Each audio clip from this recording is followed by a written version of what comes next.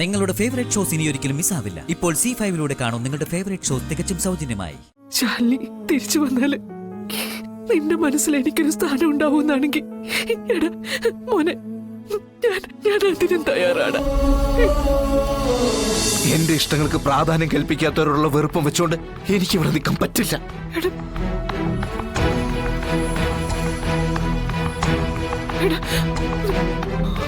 അച്ഛാ, അച്ഛൻ എന്നോട് ക്ഷമിക്കണം. ഇതല്ലാതെ മറ്റൊരു മാർഗമില്ല. അതുകൊണ്ടാ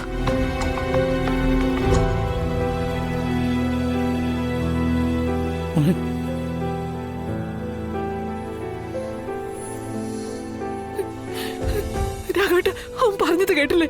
അവനെ വീട്ടിൽ നിന്ന് ഇറങ്ങി പോവാണെന്ന്. പോട്ടെ, അവൻ പോട്ടെ, അവൻ പോട്ടെ. അയ്യോ, അവന്റെ ഇഷ്ടങ്ങൾ മനസ്സിലാക്കാൻ നിനക്ക് സാധിക്കുന്നില്ലല്ലോ. അവൻ പോട്ടെ, അവന്റെ ആഗ്രഹങ്ങൾക്കൊത്ത് അവൻ ജീവിക്കട്ടെ.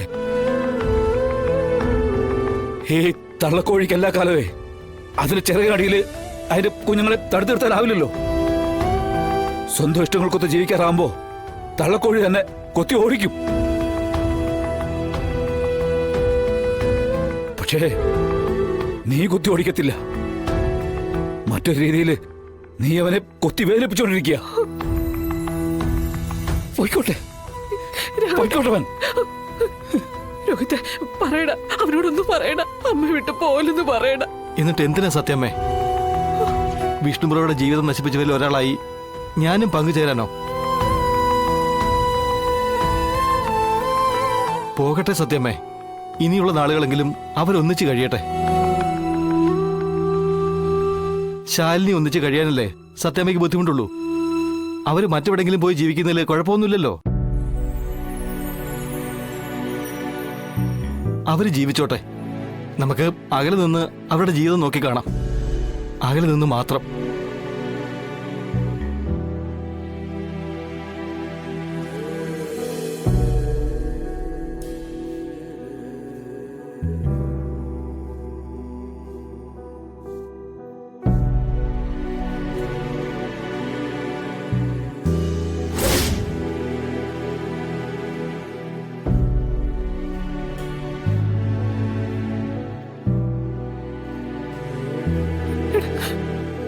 അയ്യോ, അച്ഛാ, ഞാൻ പോവാ.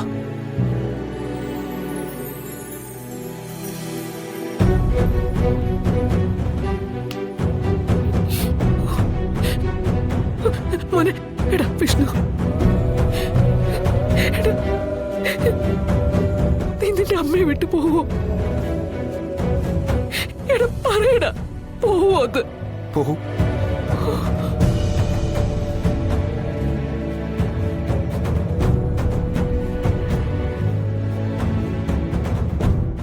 എടാ പോവല്ലേ? എടാ മോനെ, ഈ അമ്മ നീ പറയുന്നത് എന്ത് സമ്മതിക്കാം. പക്ഷെ മോനെ, നീ നീ നീ ഇവിടെ വേണം.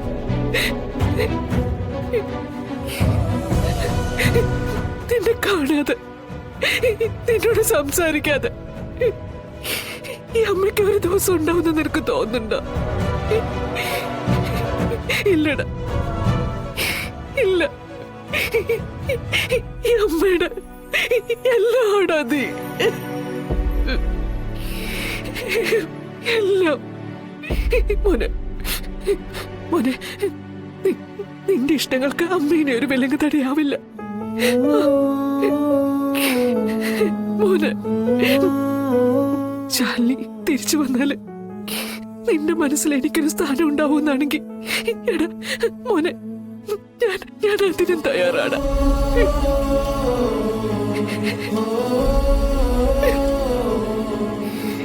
കാരണം എനിക്കെന്തിനേക്കാളും വലുത് നീ തന്നെ, നീയാണ്. നിനക്കൊരു പക്ഷെ എന്നെ മറന്ന് ജീവിക്കാൻ പറ്റിയേക്കും. പക്ഷെ നിന്നെ മറന്ന് എനിക്ക് ജീവിക്കാൻ പറ്റില്ലടാ, പറ്റില്ല. എന്റെ ശ്വാസവും നിശ്വാസവും നീ.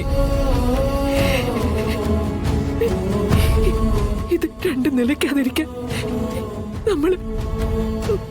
നമ്മൾ രണ്ടുപേരും ഈ വീട്ടിൽ വേണം. മോനെ, ശാലിനി ഈ വീട്ടിലേക്ക് തിരിച്ചു കൊണ്ടുവരാനുള്ള കാര്യങ്ങൾ ഞാനൊന്ന് ആലോചിക്കട്ടെ.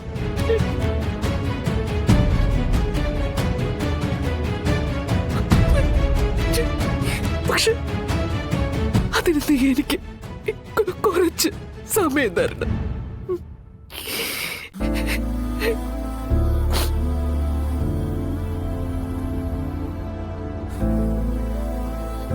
വിഷ്ണു അച്ഛാ, ആ ബാഗിങ് തന്നെ.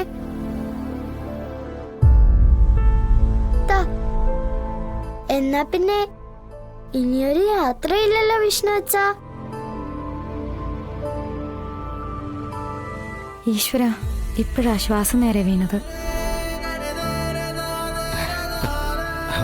അപ്പൊ ബ്രോ, കാര്യങ്ങളെല്ലാം സ്മൂത്തായ സ്ഥിതിക്ക് ഇനി ഒരു പൊടിക്ക് സ്വപ്നമൊക്കെ ആവാട്ടോ.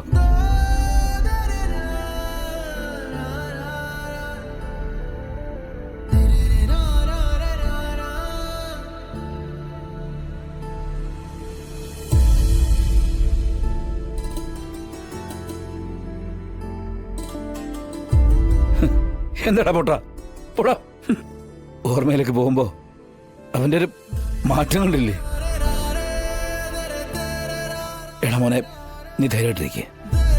നിന്റെ അമ്മ ഇപ്പൊ തന്ന ഈ വാക്ക് അതൊരിക്കലും തെറ്റിക്കത്തില്ല.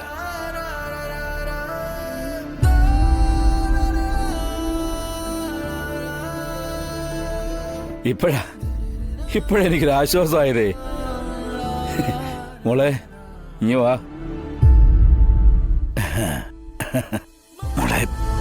മോളുടെയും അച്ഛൻ്റെ ഒക്കെ പ്രാർത്ഥന മോളുടെ കൃഷ്ണഭഗവാൻ കേട്ടു.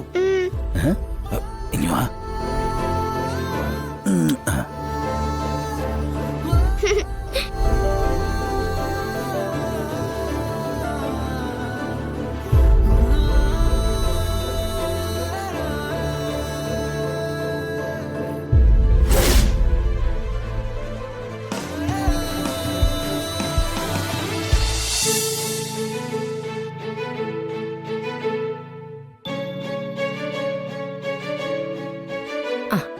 ദേ ശാലിമോളെ, മോള് പോകാൻ തയ്യാറായി നിൽക്കുന്ന കണ്ടിട്ടാ ഞാൻ വേഗം ചായ എടുത്തോണ്ട് വന്നേ.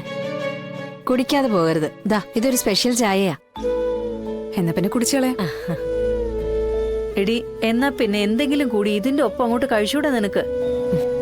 ഈ സമയത്ത് എനിക്കൊന്നും ഇറങ്ങില്ലമ്മേ. ഞാൻ അനുവിനെ കൊണ്ട് ക്യാൻറ്റീനിൽ നിന്ന് എന്തെങ്കിലും വാങ്ങിച്ചു കഴിച്ചോളാം. ചായ എങ്ങനെയുണ്ട്? കലക്കിയിട്ടുണ്ട്. ഇതിൽ ഏലക്കിട്ടല്ലേ? പിന്നെയും എന്തൊക്കെയോ ചേർത്തിട്ടുണ്ടല്ലോ. അത് സീക്രട്ടാ. ഞാനേ ശാരദാമ്മയ്ക്കും കൂടെ എടുക്കാം.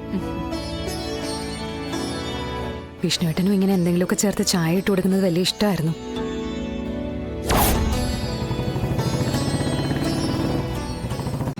ഡൗൺലോഡ് ചെയ്യൂ C5 ആപ്പ്. കാണൂ എല്ലാ എപ്പിസോഡുകളും സൗജന്യമായി.